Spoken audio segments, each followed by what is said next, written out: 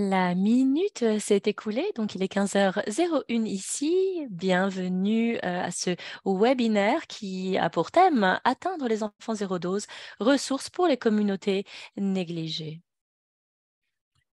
C'est donc notre troisième webinaire sur une série de 4 sur les pratiques liées aux enfants zéro dose qui a eu lieu sur TechNet 21. Nous aurons avec nous 3 présentations très intéressantes et avant que je passe la parole à Alissa Charquet qui va mener ce webinaire, j'aimerais vous rappeler 2 choses. Vous pouvez converser entre vous et pour ce faire, utilisez la boîte de dialogue, la boîte de chat. Mais si vous voulez poser des questions au cours du webinaire à nos panélistes, merci d'utiliser la fonction questions-réponses que vous trouvez en bas de votre écran. Posez votre question et nous y répondrons. Et les questions qui n'auront pas trouvé de réponse au cours de cette présentation trouveront leur réponse un peu plus tard par mail et vous aurez également des réponses live.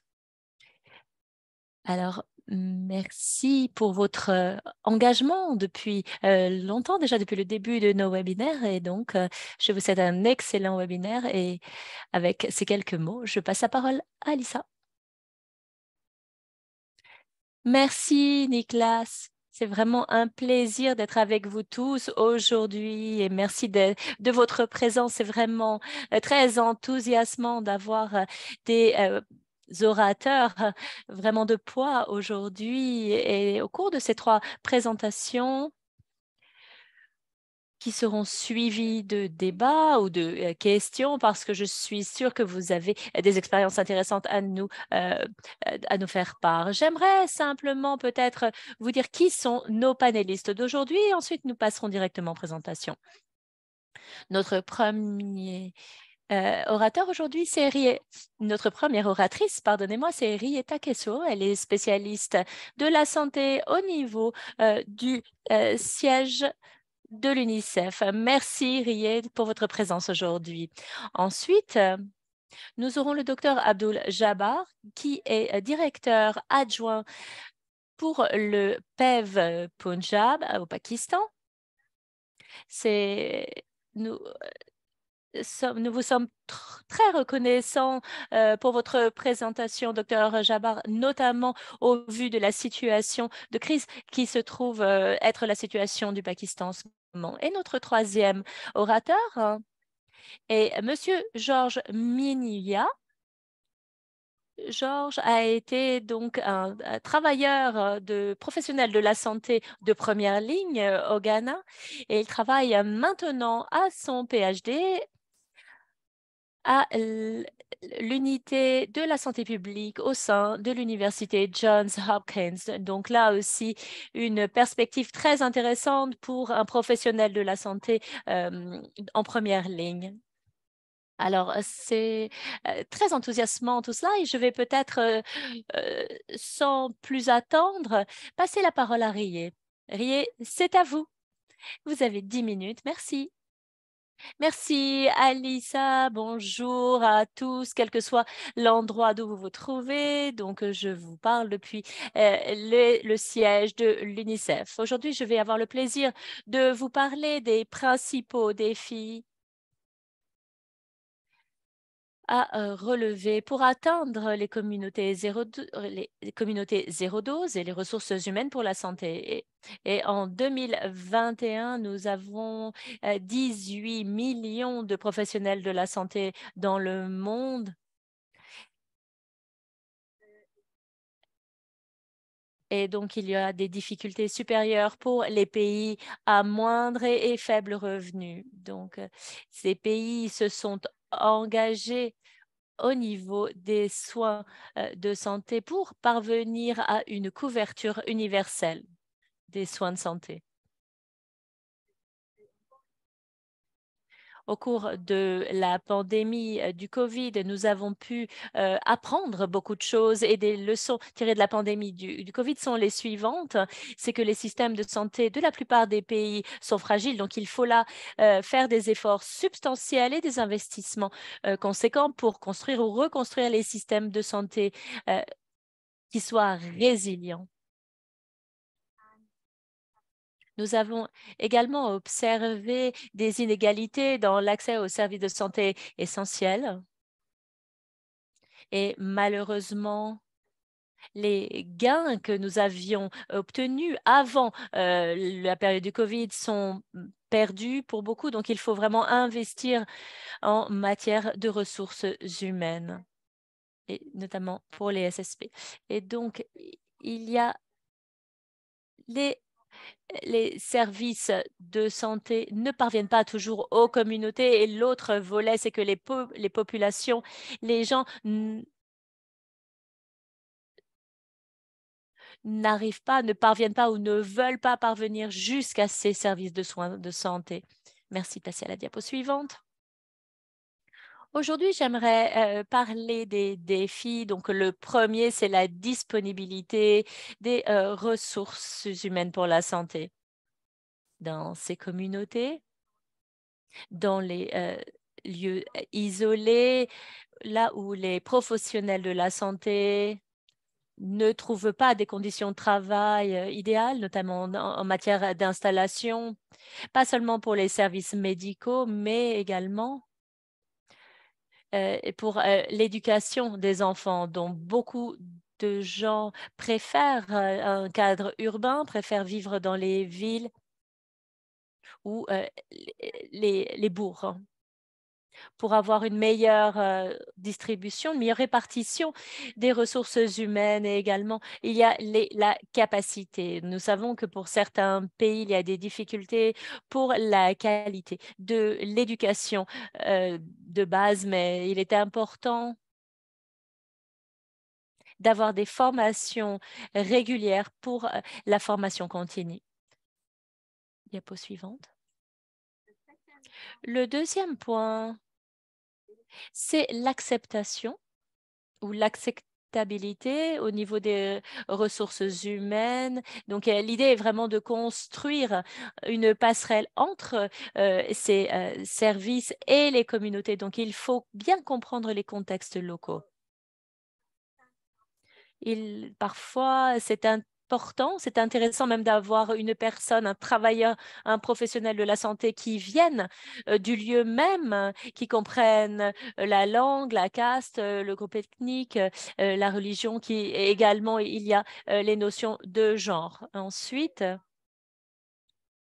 il faut adapter les ressources humaines avec le temps et la localisation des sites. Pour certains moments, dans certains lieux, quand les saisons ne sont pas ce que l'on peut connaître dans certains endroits et qu'on vaccine le matin, on pourrait ne pas rencontrer du public ce matin-là. Merci de passer à la diapo suivante. Donc, il faut s'adapter au contexte. Et le troisième point, c'est la motivation. Imaginons, par exemple, que vous êtes un professionnel de la santé dans une de ces communautés. C'est souvent isolé. Il est possible que vous n'ayez pas de stock de médicaments. Peut-être que vous n'avez pas non plus de médecin qui à vos côtés. Il n'y a pas non plus d'opportunité de carrière. Et le chemin, la route pour parvenir au village est souvent bloquée à cause de la pluie, à cause de la neige ou d'autres choses. Et vous n'avez peut-être pas non plus les moyens de parvenir jusqu'à ce village, les moyens de payer votre transport.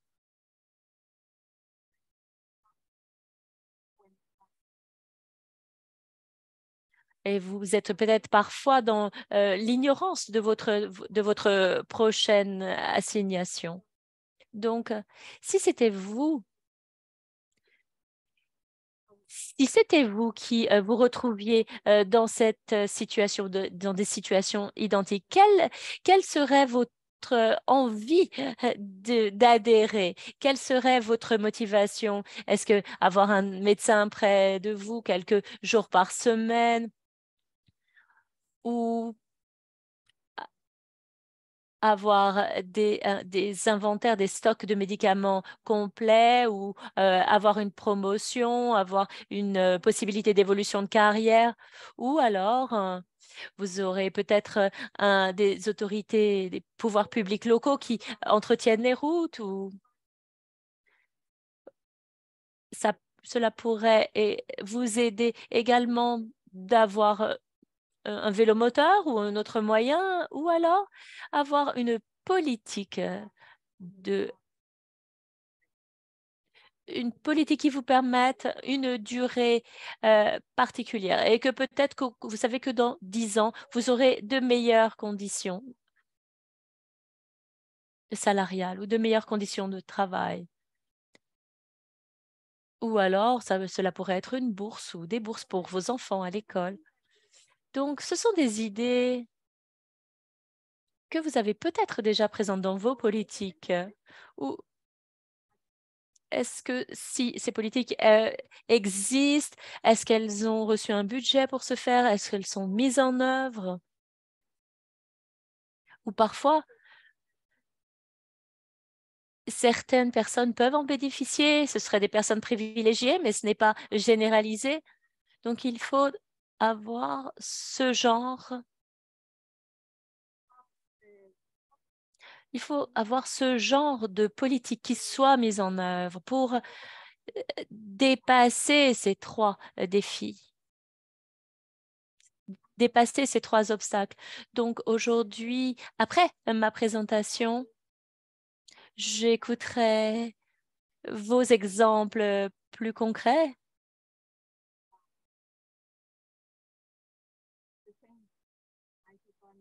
Les changements sociétaux. Donc, j'ai vraiment hâte de vous entendre, chers collègues. Et également, nous espérons beaucoup de questions de votre part et nous sommes avides du partage d'informations. Merci infiniment pour votre écoute. Merci, Rie, pour cette présentation très complète et cette vue générale des grands défis auxquels nous sommes confrontés par rapport aux ressources humaines pour la santé. Et je suis sûre que, bien sûr, que ces difficultés sont prévalentes dans d'autres communautés et d'autres endroits. Maintenant, nous aimerions passer la parole au docteur Jabbar, qui va nous parler du travail ou des travaux déjà effectués dans le Punjab ou au Pakistan, les moyens innovants qui permettent d'améliorer les ressources humaines pour la santé. Docteur Jabbar, vous avez la parole. Merci, Alissa. Merci à tous. Bonjour, c'est l'après-midi pour moi, donc je vous salue. Alors, quand il faut atteindre chaque enfant,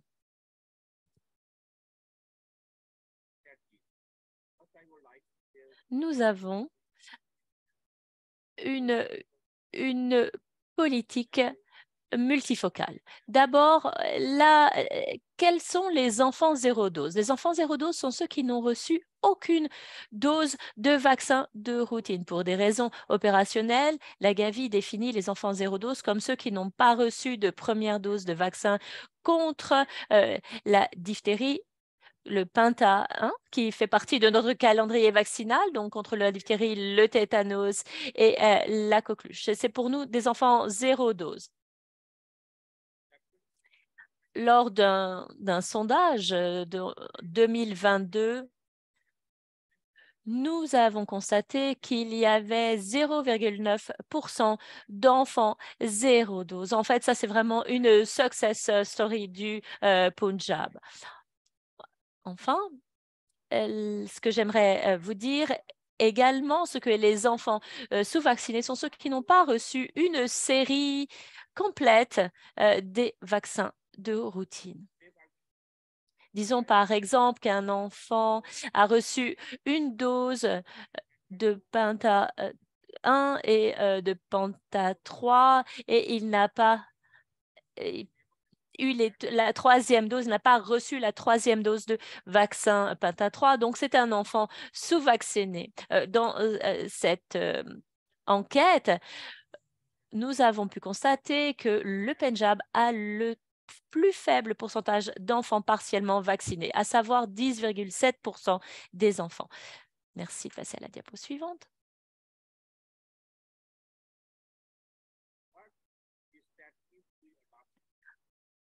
Alors, comment est-ce que nous y sommes pris pour avoir cette couverture d'enfants 0 dose? Alors, nous avons demandé à nos gouvernements d'avoir un vaccinateur augmenté. Donc, il y a eu un déploiement de 2000 nouveaux vaccinateurs.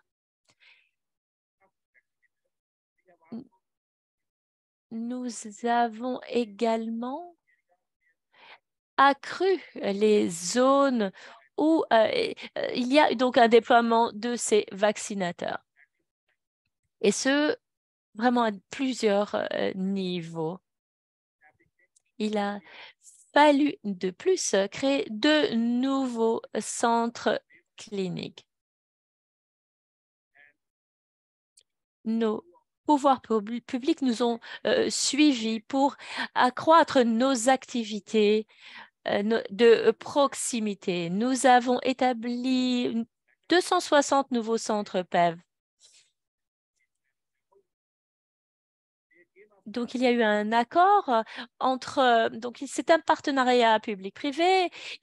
Au niveau privé, nous recevons donc leurs données, nous communiquons avec eux, nous leur permettons également d'avoir les capacités. La troisième étape,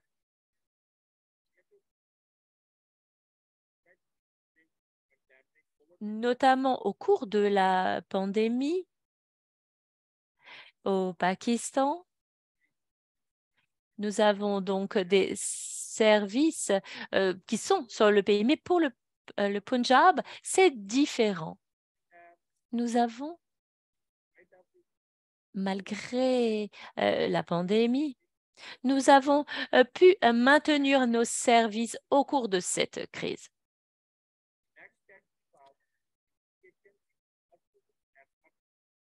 Ensuite, nous avons instauré des lancements de doses à la naissance dans les salles de travail, dans les hôpitaux du secteur public.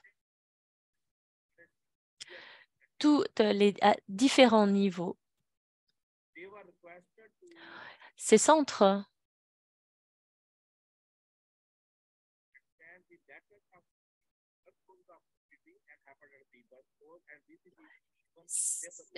donc, il a été décidé que ces centres de santé du secteur public allaient administrer des doses de VPO à la naissance, des doses d'hépatite B à la naissance et le BCG dans les salles de travail, et c'est en cours depuis juin de l'année dernière. Ensuite, il y a cette initiative très intéressante qui permet de mettre en place des équipes du soir pour le PEV de routine dans tous les hôpitaux publics.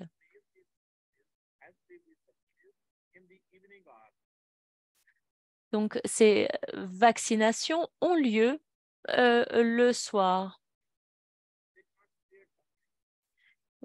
Donc, c'est un moment où les familles peuvent venir avec leurs enfants et il faut qu'ils viennent donc visiter, qu'ils visitent ces centres, qu'ils visitent les hôpitaux en soirée pour faire vacciner leurs enfants. Là encore, nous avons une véritable histoire de réussite, un véritable success story.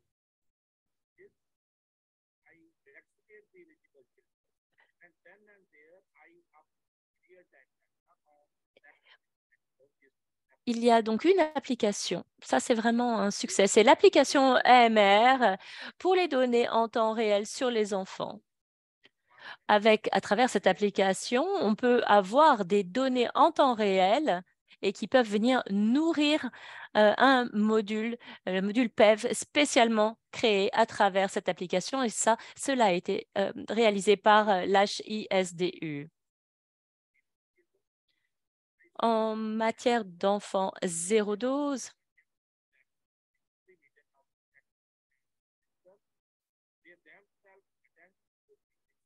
il y a donc des réunions mensuelles. On demande à ce qu'il y ait une présence et ces mécanismes sont responsables,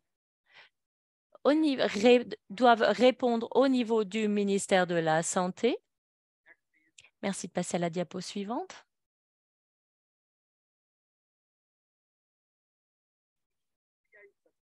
La synergie IEP-PEV a contribué à améliorer l'identification, la couverture et le suivi des enfants zéro dose. Le Pendjab a pris des initiatives clés pour les enfants zéro dose. Et il y a eu donc différentes approches. Donc l'application SES, donc c'est un tableau de bord et une application.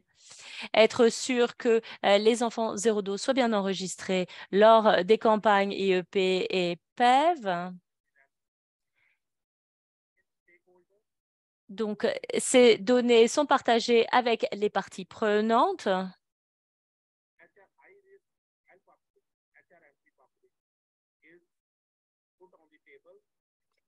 Et ces données sont partagées également avec les responsables sanitaires de manière à ce que ces personnes puissent atteindre ces enfants zéro dose.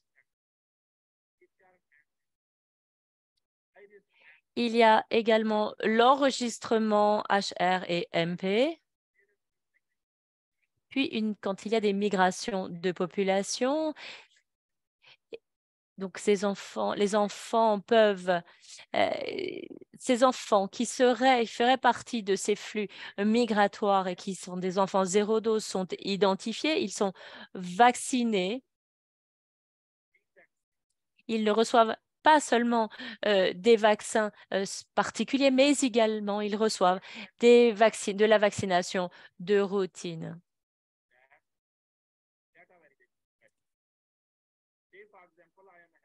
Par exemple, imaginons un responsable sanitaire et donc on lui dit je rapporte moi-même que j'ai des enfants zéro dose et on ne me croit pas.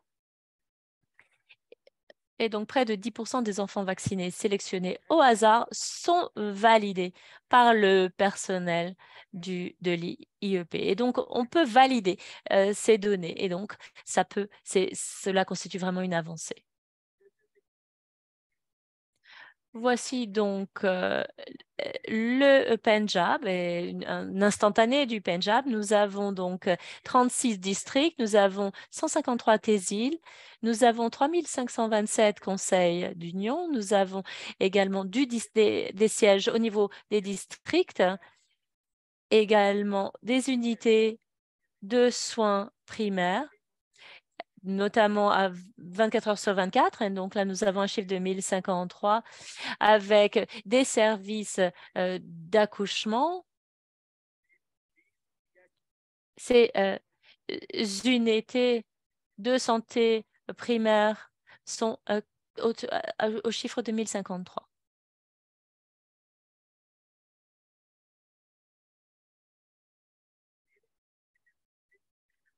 L'enregistrement et la couverture des enfants zéro dose à l'aide de la synergie IEP-PEV.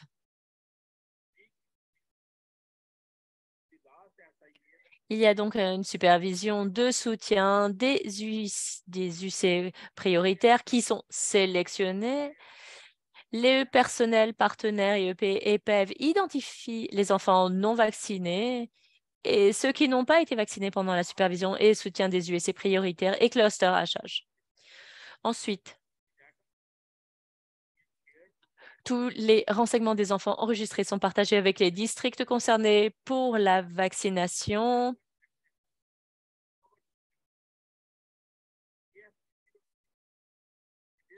Pour les enfants zéro dose au niveau de la paralysie flasque aiguë, la PFA, il y a une liste de tous les enfants ZD contre la PFA de 0 à 59 mois. Cette liste est communiquée au personnel des centres de santé communautaires concernés pour leur vaccination après la collection d'échantillons de sel.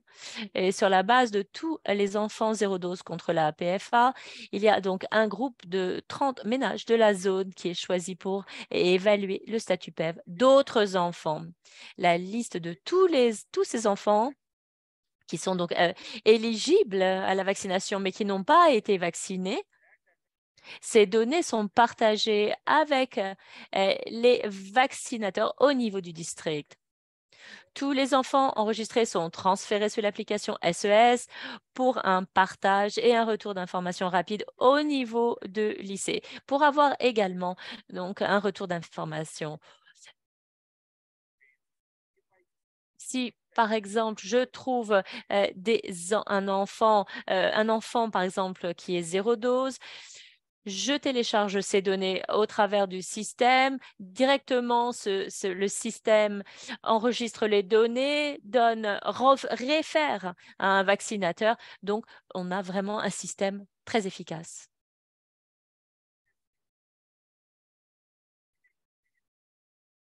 Les SIA peuvent, donc au cours de différentes campagnes, il y a donc des mobilisateurs sociaux qui enregistrent les enfants zéro dose et ceux qui ont été vaccinés. C'est également un mécanisme qui a permis de contrer les enfants et les communautés négligées. Il y a des camps de santé qui ont eu lieu dans différents lieux du Pendjab.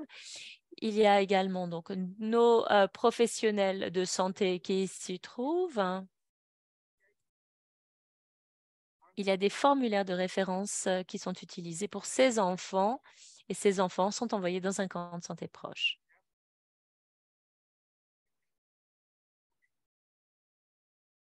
Ces fiches d'orientation compilées pendant les AVS et les AO sont donc ensuite compilées pour pouvoir atteindre ces enfants.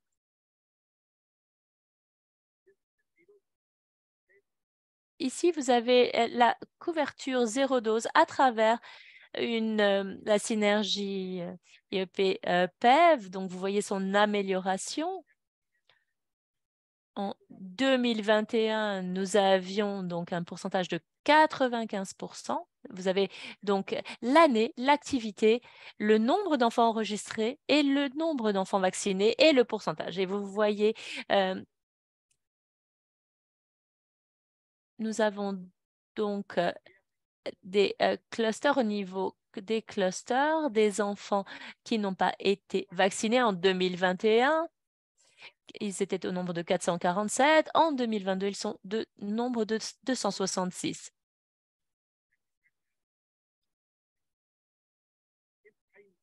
Si, par exemple, je sais qu'il y a un certain nombre d'enfants à couvrir, je peux le faire facilement avec mon système.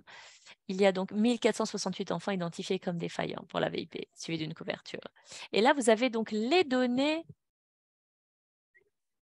de 2022, la proportion des enfants zéro dose et des enfants négligés. Voici le pourcentage graduel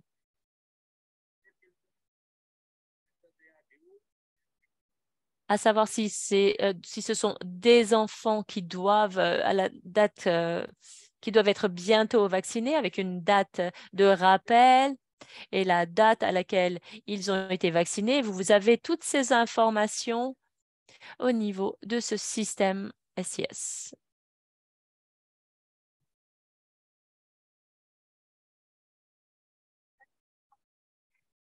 Docteur Jabbar, je crois que merci infiniment. c'est un programme tellement innovant, vraiment exceptionnel pour pouvoir vraiment soutenir, accroître votre couverture et également parvenir au chevet des professionnels de la santé. Vous avez vraiment quelque chose de particulièrement enthousiasmant à partager avec nous et avec vos collègues. Merci infiniment. Vous êtes les bienvenus. Vous pouvez me poser toutes les questions que vous voulez. Donc, merci infiniment. Passons par George Minia, qui va donc nous parler de son expérience en tant que professionnel de santé de première ligne. Si vous voulez bien commencer. Ensuite, nous aurons notre moment de questions-réponses avec beaucoup de questions euh, dans la boîte de dialogue. Bonjour et pour vous donner un petit peu de contexte, c'est en fonction de de là où je viens. Alors, j'ai commencé mon travail en tant que bénévole sanitaire communautaire. Ensuite, je suis devenue professionnelle de la santé à l'aide du programme ghanéen CHPS. J'ai ensuite développé un bachelor en santé publique. Puis, donc, je me suis spécialisée dans l'épidémiologie des maladies infectieuses. Et donc, ça, c'était au Ghana. Et de là, je suis à l'heure actuelle un étudiant en doctorat en santé au niveau de mon université de référence, à savoir Johns Hopkins. Alors, il y a des choses que j'aimerais que vous gardiez à l'esprit au moment où nous passons à la prochaine diapo. D'abord, il faut vraiment prendre conscience que parfois, les professionnels de la santé communautaire sont vraiment le seul média à travers lequel vous allez pouvoir parvenir à des communautés où vous allez trouver des enfants zéro dose. Et ensuite, il faut prendre conscience que la logistique et que des salaires décents pour les professionnels de la santé communautaire sont totalement nécessaires, mais ils ne suffisent pas parfois pour parvenir jusqu'à ces communautés où il y a des enfants zéro dose. Et enfin, dernier point à souligner avant de passer à la substance de ma présentation, c'est que quand on parle des communautés zéro dose, cela est multifacette en fait. De mon expérience, parfois, on pense que les communautés zéro dose sont des groupes qui se regroupent comme des clusters au milieu de la jungle et que le problème est comment parvenir jusqu'à eux. Mais c'est comme si vous arriviez sur le terrain finalement et que vous puissiez vacciner tout le monde et tout le monde est content. Mais ce n'est pas forcément le cas et vous allez le voir et certaines de mes expériences de première main pour fournir ces services vont vous montrer ces communautés difficiles à atteindre, voire ces communautés négligées. Alors, pour récapituler, au Ghana, nous avons des cliniques du bien-être infantile où il y a des réunions comme vous les voyez ici. Donc ça, c'est dans des cadres réguliers. Nous menons également des visites à domicile où on rend visite, on consulte directement chez les gens, on fournit des services comme de la vaccination, on fait de l'éducation maternelle, également la position des nourrissons que l'on apprend aux mères, ce genre de choses. Alors là, vous savez ce qui est très divertissant dans mon métier. Et c'est vraiment des points que j'aimerais souligner, il ne faut pas les oublier. Comme on l'a dit, nous avons différents moyens. On imagine qu'on a tout. On a une mobilette ou une moto, on a de l'essence, on a une voiture, mais ça ne suffit pas pour parvenir aux communautés zéro dose. Ce qu'il vous faut, c'est vraiment un travailleur sanitaire communautaire qui est vraiment sur le terrain qui peut finalement parvenir sur le terrain. Et parmi tout cela, il y a des choses qui sont plus difficiles que d'autres, outre les difficultés physiques que vous voyez là maintenant, et je vais l'aborder maintenant. Alors, réfléchissez. Le premier élément, un travailleur communautaire de la santé est donc assigné à une destination. Vous y parvenez, et moi-même, hein, je l'ai vécu. Vous arrivez sur place et ce n'est pas une communauté dans la manière dont vous pourriez penser à ce que c'est qu'une communauté. Vous rencontrez un enfant qui est peut-être zéro dose et ensuite vous lui donnez les antigènes. Ensuite, il est possible que vous ayez à marcher 30 minutes pour parvenir au prochain foyer. Et quand vous arrivez, la famille est absente. Et parfois, il y a peut-être une autre ferme à côté et où alors, vous allez, vous travaillez, vous marchez. Il y a parfois des endroits où ni la voiture ni la moto ne pourra pas fonctionner. Il va falloir que vous portiez vos affaires, vos feuilles d'enregistrement, et il va falloir que vous marchiez parfois 40 minutes, 1 heure pour parvenir à un foyer, une maison et fournir vos services. Et le défi là, c'est que vraiment, c'est l'établissement des cibles. On vous dit que là, vous devez immuniser, vous devez vacciner 15 enfants. Et vous passez toutes vos journées là, votre journée là-bas. Peut-être que vous parviendrez à vos 10 ou vos 15 enfants vaccinés, mais parfois pas. Et donc là, vous n'atteignez pas vos cibles. Premièrement, deuxièmement, vous pouvez ne pas avoir de subvention ou de prime parce que vous n'avez pas vacciné le nombre d'enfants prévu.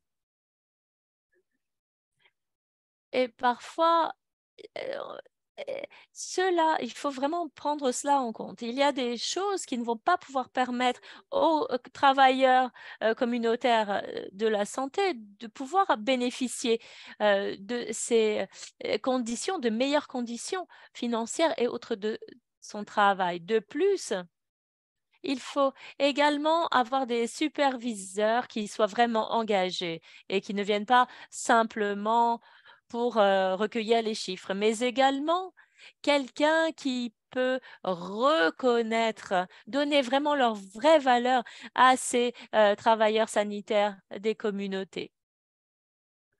Et parfois, souvent, les choses ne se passent pas comme ça.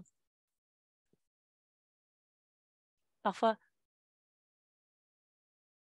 vous n'avez pas de matière de pouvoir assurer des programmes supplémentaires. Au Ghana, il y a parfois le cas, comme on voit ici, où vous allez devoir conduire avec beaucoup d'obstacles et un chemin qui aurait dû vous prendre 7 heures va vous prendre 3 jours. Et donc, parfois, avoir un superviseur qui va vous donner de la logistique supplémentaire, ça, c'est vraiment très précieux. Mais ce n'est pas toujours le cas. Diapo suivante. Là encore, je vous montre des conditions que vous allez devoir surmonter pour parvenir aux localités, aux communautés à vacciner. Voici ici ce que j'aimerais vous proposer.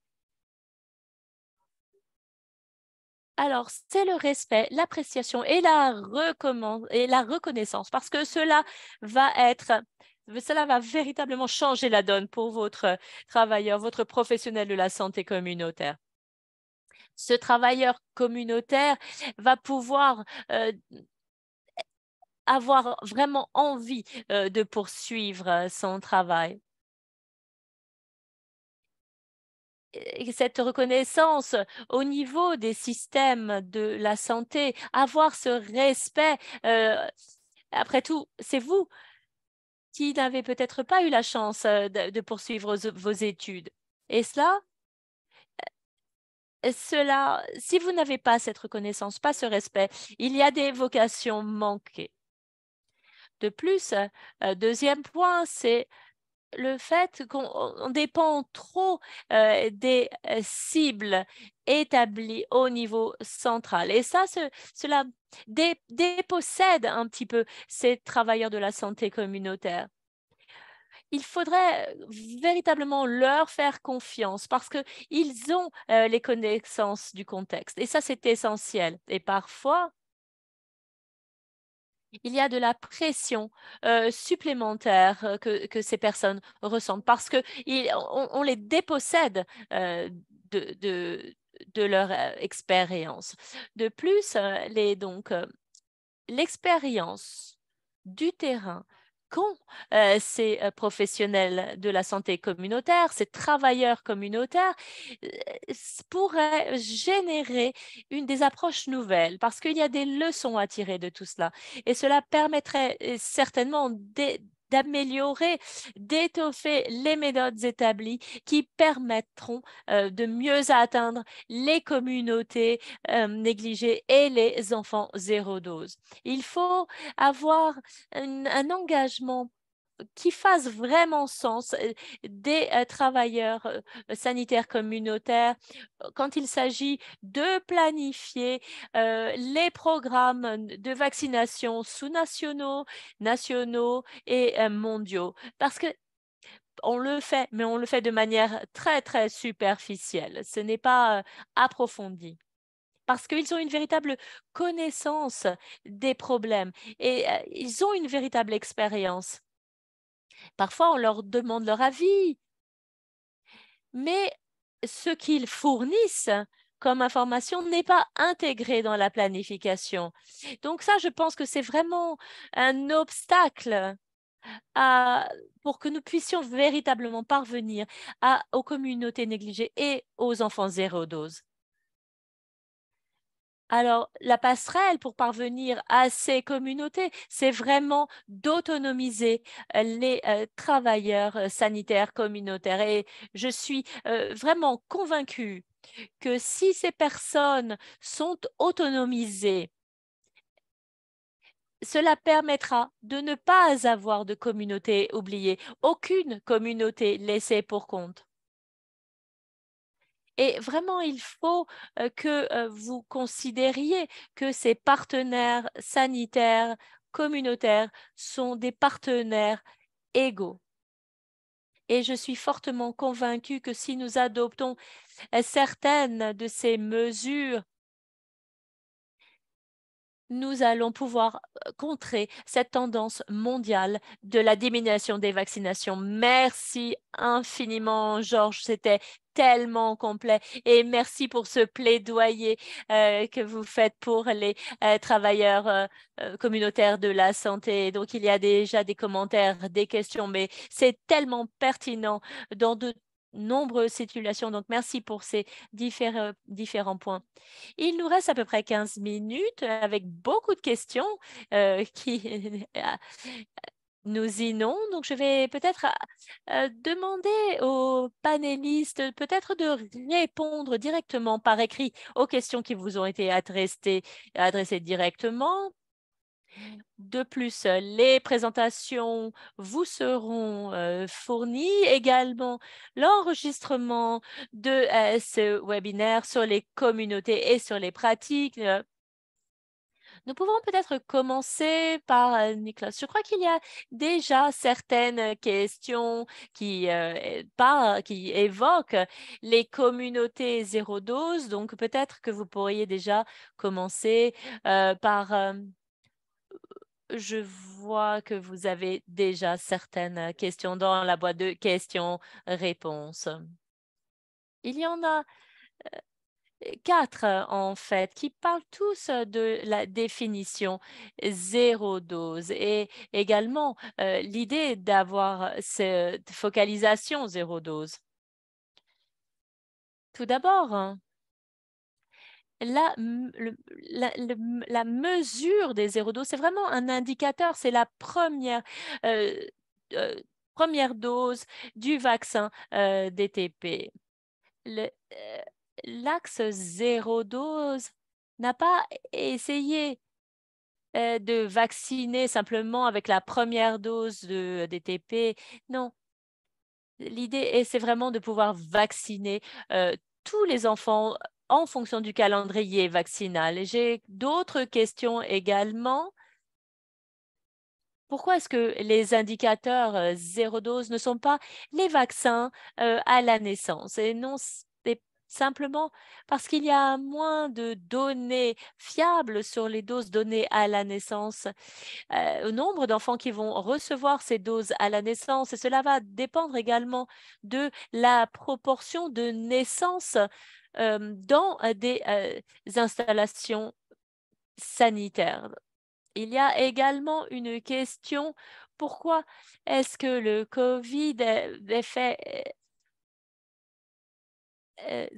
au niveau du zéro dose et de la première dose? Non, en fait, non. Cela fait partie de l'agenda 2030 et donc cela fait partie des objectifs du millénaire. C'est vraiment de réduire le nombre d'enfants non vaccinés par rapport au pourcentage des enfants qui n'ont pas reçu leur première dose de DTP à un niveau de 50% d'ici à 2030. C'est un défi assez formidable en fait. Non seulement parce que, comme vous le savez, le nombre d'enfants non vaccinés augmente de 6 millions en 2021 et ça, c'est une conséquence des difficultés de pouvoir maintenir les services vaccinaux pendant la pandémie du COVID. Merci, Nicolas. C'est important. Cette clarification était très nécessaire. Donc, je vais peut-être commencer par il y a beaucoup de questions pour vous, docteur Jabbar, et je vais peut-être commencer. Et il y en a également pour George. Une question vient de l'OMS et avez-vous utilisé la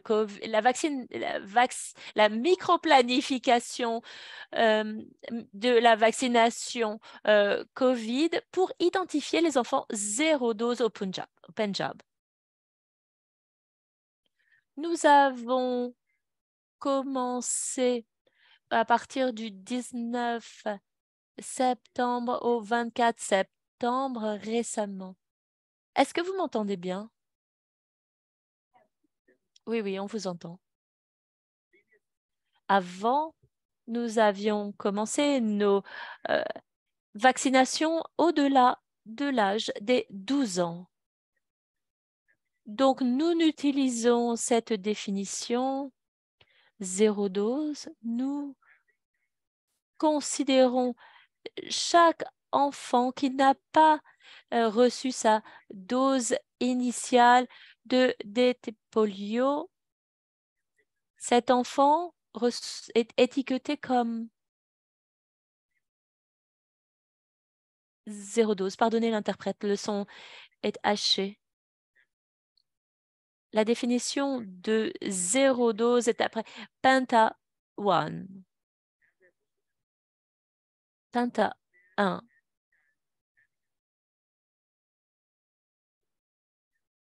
Ce, au Punjab,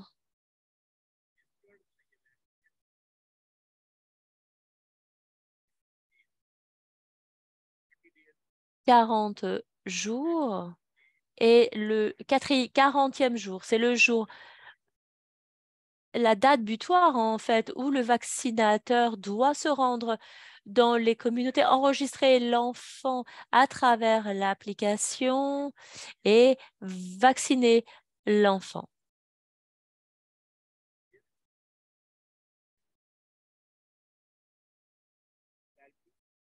Il y a certaines modalités. Pardonnez l'interprète, le son est un peu distordu.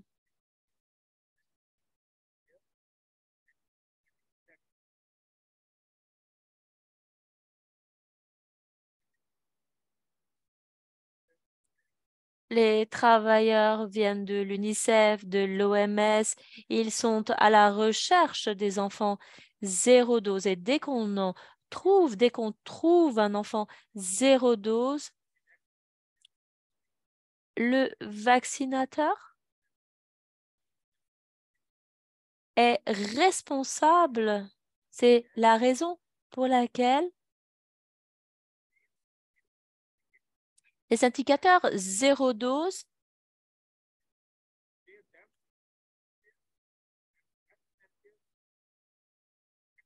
les responsables sont tenus de rendre des comptes par rapport à ces enfants zéro dose. Au Pendjab, c'est la raison pour laquelle nous avons une success story. Parce qu'il y a beaucoup de gens qui ont perdu leur emploi parce qu'ils n'ont pas été à la hauteur, en fait. Les personnes qui sont chargées de la vaccination des enfants zéro dose sont vraiment tenus responsables. Ils ont des comptes à rendre par rapport à cela. Merci, docteur Djebar. Il semble que vos sons est un peu haché. Donc, il y avait beaucoup de questions pour vous dans la boîte de dialogue. Georges, je voulais vous demander, il y a 2, 3 questions où les gens veulent savoir, veulent mieux connaître le contexte ghanéen, Monsieur Bonaventura, Nestori. Comment faites-vous pour le taux de rétention? Demande également les défis. Bonaventura demande les défis pour vacciner les enfants zéro dose ou dont les parents n'ont pas fait d'études ou comment est-ce que vous pouvez comment est-ce que les travailleurs sanitaires reçoivent l'autonomie pour pouvoir vacciner ces enfants? Merci infiniment pour cette question. Au Ghana, après de recherches, oui, les travailleurs communautaires au Ghana sont autonomisés. La rétention, le rêve de presque tout travailleur sanitaire communautaire, c'est de ne le pas l'être, en fait. Pas simplement, pas parce qu'ils n'aiment pas leur travail, non parce qu'ils ne sont pas acceptés, mais, mais c'est vraiment la, la, la vie qui les retient. Nous avons grandi dans des communautés où il n'y a personne, il n'y a pas de travailleurs sanitaires communautaires. Parfois, nous voyons des membres de notre famille qui meurent parce euh, il n'y a pas de soins de santé. Donc, vraiment, pour vous dire, ce qui permet la rétention, c'est vraiment la vie, la vie. Alors, le plus grand défi, peut-être, c'est l'engagement de ce personnel vis-à-vis des équipes de gestion sanitaire, leurs responsables. Et c'est là où vous pouvez trouver des vraies difficultés et de la démotivation. Et surtout, et peut-être que vous n'allez pas comprendre, mais c'est vraiment une question de respect élémentaire. La manière dont vous parlez à une personne, la manière dont vous le traitez ou vous la traitez, cette travailleuse sanitaire communautaire. Et parfois, honnêtement, c'est vraiment la raison principale pour laquelle certains d'entre nous ne veulent plus ou ne veulent pas être un travailleur communautaire. Si quelqu'un s'exprime trop, vous pouvez peut-être perdre votre travail. Et, et cela peut, et- on peut voir que on peut prendre cela si un travailleur communautaire s'exprime entre guillemets de trop, cela peut être pris comme un défi lancé au ministère de la Santé et cette personne peut perdre son travail. Et c'est vraiment les questions, je dirais que c'est au cœur de tout cela. Pour les communautés, les personnes qui ne sont pas éduquées, etc. Mais de, de mon expérience, les personnes auxquelles on rend ce service apprécient beaucoup ce que l'on fait. Mais souvent, ils vous couvrent de cadeaux, à savoir leurs légumes et leur production. Ils savent, ils nous sont très reconnaissants. Ce qui est difficile aussi, ce sont les conditions des routes, comme vous l'avez vu. Et vous l'avez vu dans ces photos. Parfois, la voiture, vous prenez votre voiture, mais vous devez la laisser au milieu du chemin et vous devez laisser votre voiture n'importe où. Et vous devez marcher et vous fournissez votre service. Donc, alors, au niveau de la pauvreté, euh, de mon expérience, ni la pauvreté ni le manque d'éducation euh, sont en fait un défi parce que ces personnes que nous vaccinons ou dont nous vaccinons les enfants apprécient beaucoup ce que nous faisons. Ils ont pleine conscience de ce que nous faisons pour eux. Et, et parfois, il y a des centres, des cliniques qui les reçoivent mal également. Donc, quand ils voient nos travailleurs communautaires de santé parvenir dans des communautés éloignées, croyez-moi, ils apprécient beaucoup. Et nous pourrions parler et parler encore. Mais vraiment, c'est ce que je pourrais dire par rapport à cette question. Merci, merci, George. J'adore cette perspective que vous nous apportez et cette sensibilité aux besoins de la communauté, des communautés. C'est vraiment une véritable source d'inspiration. Monsieur, docteur Jabbar, peut-être que il nous reste quelques minutes, peut-être en une minute. Il y a quelques questions euh, qui sont liées aux horaires de nuit. Alors, est-ce que vous avez est-ce que vous avez une connexion électrique stable? Et les gens sont curieux en général. Qu'est-ce que cela veut dire pour les travailleurs sanitaires? Est-ce que les vaccinateurs sont motivés à fournir ces services le soir? Parce qu'il y a des difficultés? Donc, si vous voulez bien peut-être répondre à ces questions par rapport au, alors, il y a en fait des services 24 heures sur 24. Donc, ils doivent, il y a donc un service au niveau des hôpitaux.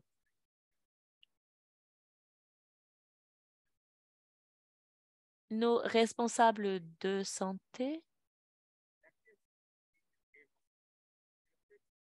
il faut du soutien logistique, bien sûr, l'électricité, il faut des gardes également de nuit, il faut également des infirmières qui sont formées.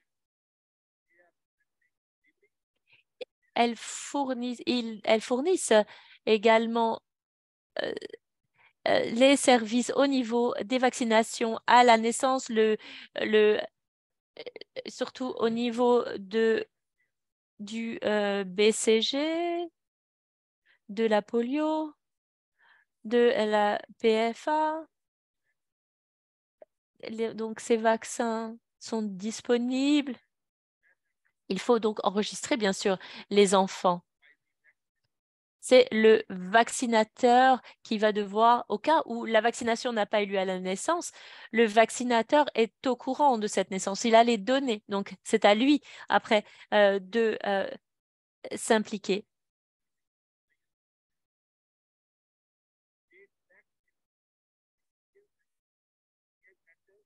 Il n'y a pas de rupture de stock. En fait, les vaccins sont disponibles au niveau des bureaux PEV. Donc, ils prennent ce dont ils ont besoin. Et donc, ils ont donc un stock qui est dédié à cette période. Alors, peut-être une question pour Rier. Je pense que euh, Question un peu intéressante par le docteur Avish. Quel est le défi? On sait que pour les enfants vivant dans des communautés zéro dose, donc pourquoi il n'y a pas une fourniture de services spécifiques? Et je crois que ce sont une question spécifique pour le Ghana ou le Pakistan. Est-ce que vous avez une vue globale par rapport à cela? Quels des défis à vous?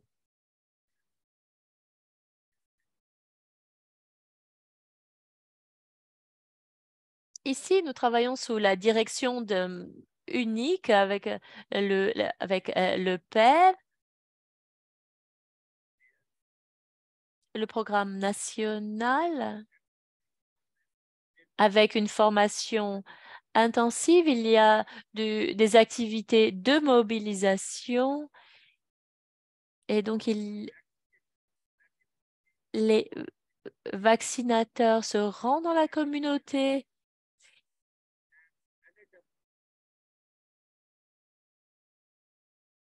Donc, il y a une annonce qui est faite par haut-parleur et donc le village ou la communauté est au courant et donc la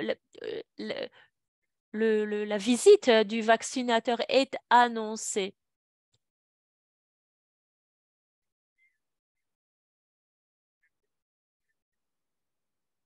Il y a donc des données, donc comme je vous l'avais dit, nous sommes dans cette période de 16 à 40 jours. Il y a ces données à fournir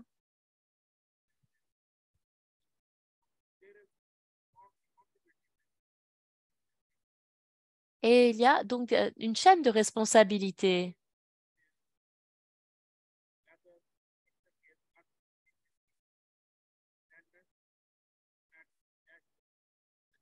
Et les informations sont en fait fournies au niveau téléversées au niveau du tableau de bord.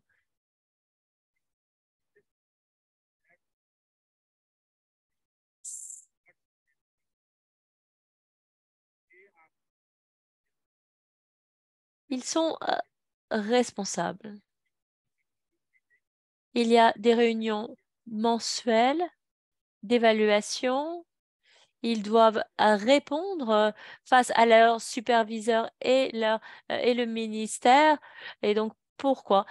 Donc, on leur pose des questions et ils doivent répondre de leur travail. Merci, docteur J. Barr.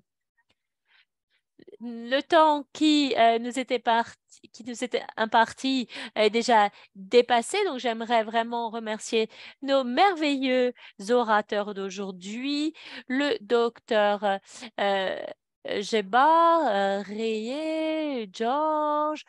Merci à vous. Vous allez pouvoir revenir sur cette présentation et sur ces diaporamas qui vous seront envoyés. Si vous avez des questions, merci de ne pas hésiter à nous les faire parvenir à travers le site Internet. Merci à tous. C'est vraiment un plaisir d'être avec vous et bonne journée, bonne soirée, peu importe l'endroit où vous vous trouvez. Merci infiniment, Alicia. Merci, merci, Rie.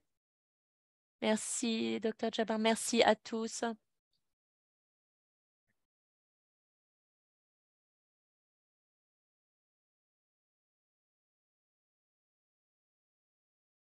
Merci. Voici donc notre dernière diapo de fin. Merci, docteur Jabbar. Vraiment, c'était un plaisir de vous avoir avec nous. Merci, Rie. Merci, George. Au revoir à tous et n'hésitez pas, comme je l'ai dit dès le début, vous êtes ici à la fin de notre troisième webinaire. Le prochain aura lieu mercredi sur les défis de fournir des services de vaccination dans les bidonvilles. Donc là encore, ce serait intéressant. Votre présence est requise et merci d'en parler à